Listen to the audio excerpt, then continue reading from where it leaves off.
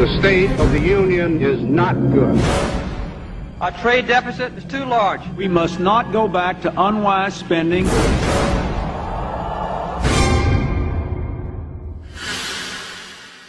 This is America.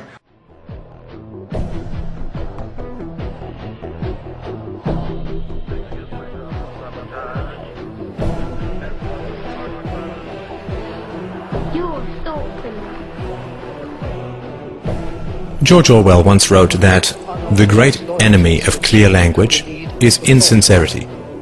When there is a gap between one's real and one's declared aims, one turns, as it were, instinctively to long words and exhausted idioms, like a cuttlefish spurting out ink.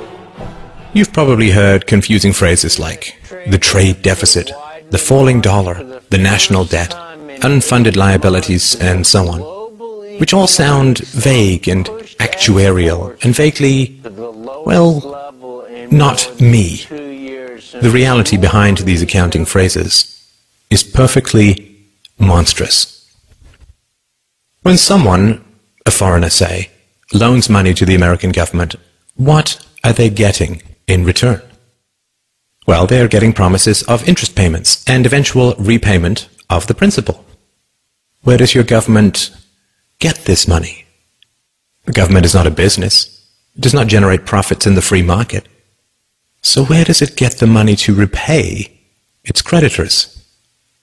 Are you beginning to understand that it is not dollars that are being sold, or bonds, or agency debt, or treasuries, or anything like that? Where is your government going to get the money to pay off its creditors? It's not pieces of paper, or contracts, or computer bits that are being sold. There is only one thing that the government has to sell.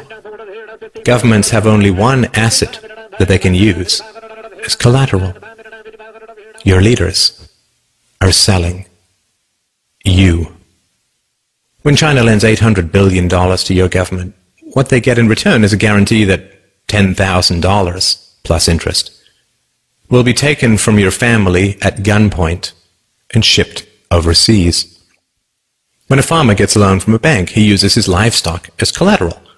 It is the milk and meat his cows will produce in the future that he will use to pay off his loan. The bank is buying a share in his cows. You are the livestock that your leaders use as collateral.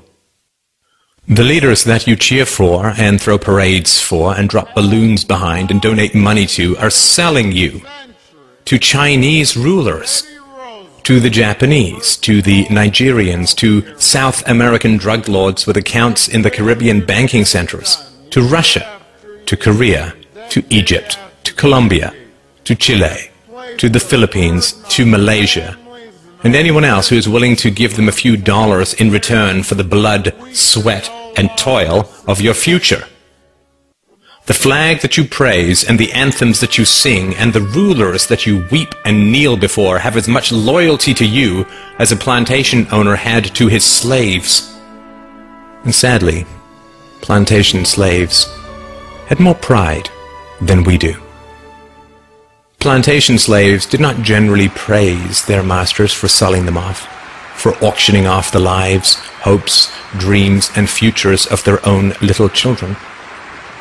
We can understand that cattle may lick the hand of the farmer who lowers an axe to its neck, because cattle are dumb beasts that cannot comprehend their real relationship with the farmer and his imminent plans for them. What is our excuse? When we chant, USA, USA, USA, when we cheer and bow and beg and scrape and sing and weep with joy that some new farmer now presides over the wholesale dismantling and sale of our family's futures, when we love with obsessive emptiness the leaders who laugh while they auction us off to every tin pot dictator and stockbroker the world over, what is our excuse? Has our pride been so broken that we lunge with pathetic joy at every new silver-tongued demagogue who pretends to care for us even a tiny little bit? In the future, our children will demand to know why we knelt and cheered as they were sold off on the auctioneer's block. This video, and my life's work, is my answer to my child. What's yours?